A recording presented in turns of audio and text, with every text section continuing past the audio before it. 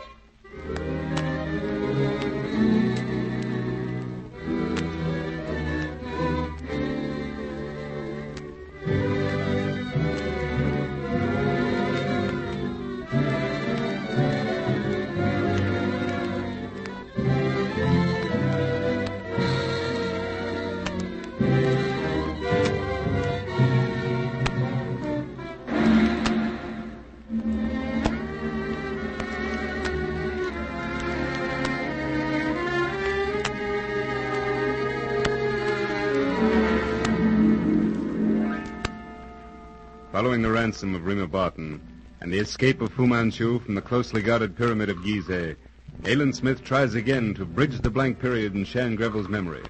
But he recalls only the phrase, "He will be crowned in Damascus," spoken to him by a beggar.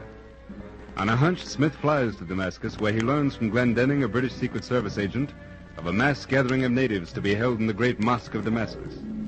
At this meeting, the reborn prophet is to be crowned.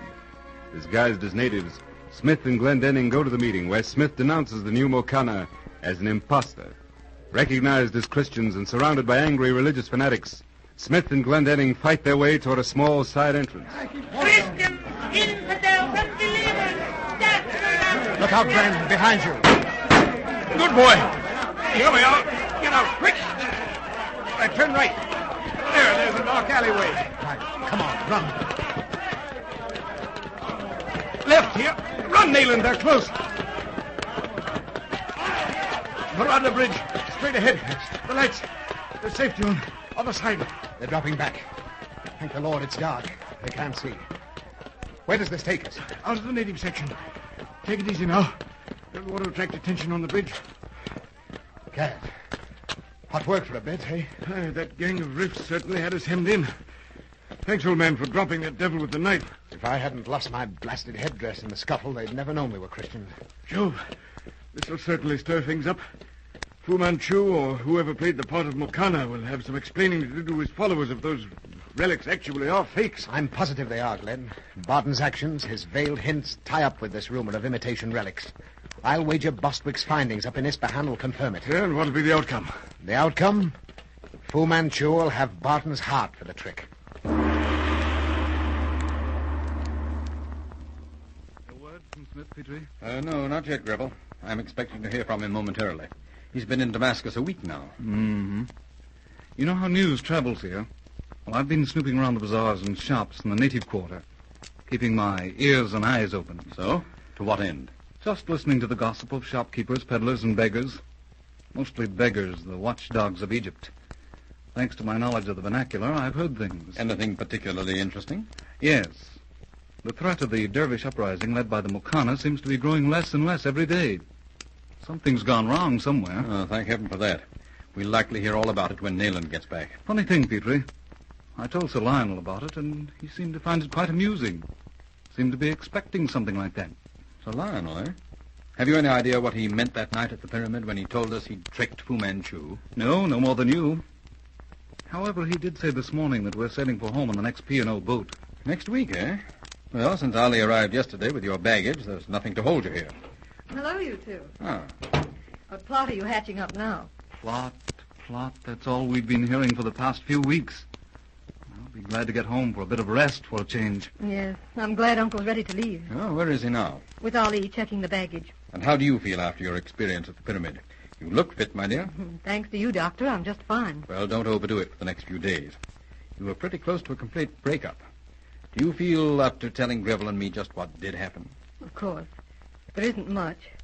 Oh, and thanks for being so considerate as not to question me before. Petrie thought you weren't equal to it, dear.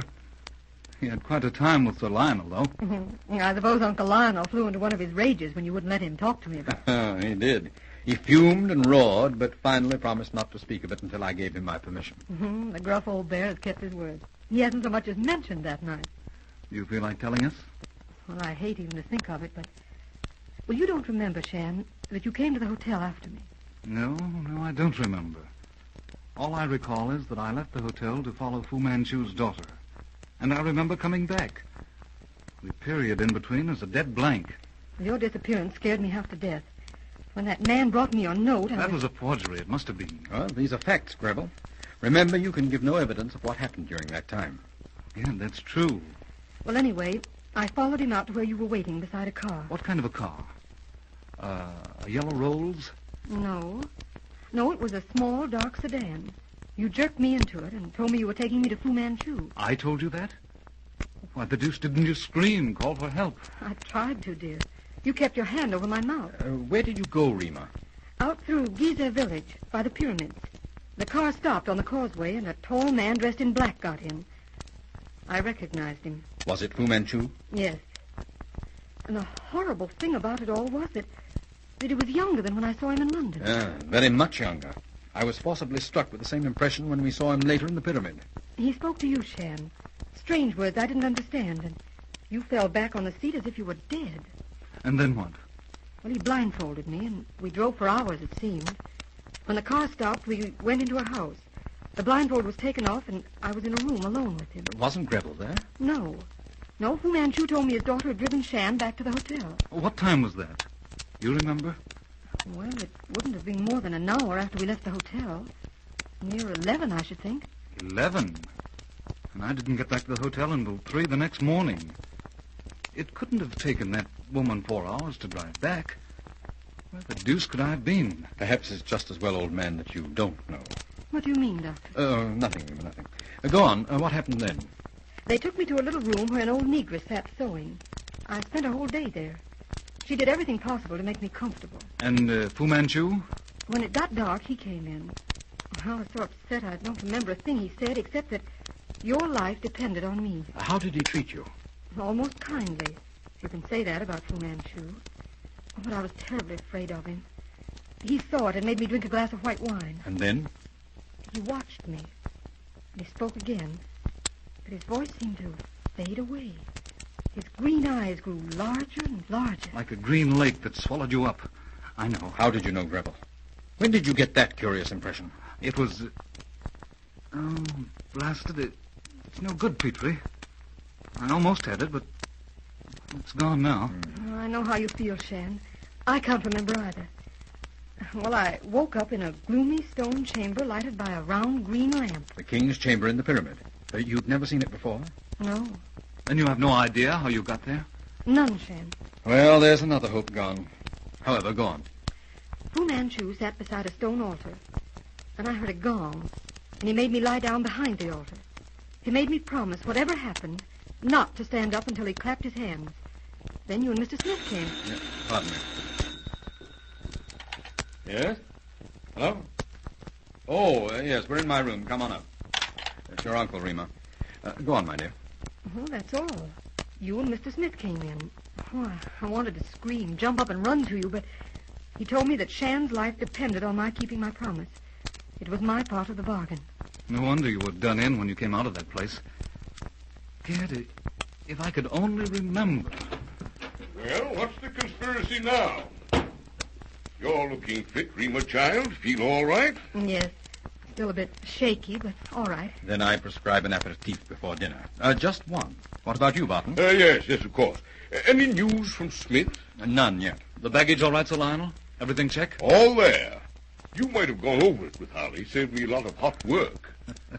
If you'll remember, my dear sir, you told me to get out and look after Rima. Eh? Oh, yes. Yes, so I did. Forgot it. Greville tells me you're sailing with the next P&O for England. Right. Next week. It's time we were getting out of Egypt. Need a rest, all of us. Why don't you come along? Oh, no, not yet. Calumet isn't expecting me for several weeks, and I can't run out on my patience. I hope Smith gets back before we sail. I'd like to see him. Come in. Telegram for you, Dr. Petrie. Oh, thanks, Hassan. It's from Damascus. Nayland. Excuse me a moment. Yes, certainly, Doctor.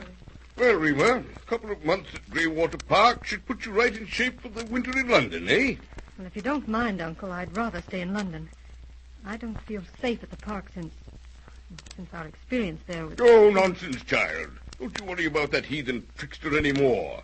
He has his relics, and he's out of it now. You're as safe at the park as you would be in a church. Eh, Shan? Well, I'm not dead set on the park either, Sir Lionel. Afraid of spooks, eh? Both of you. Rot. The sea air and...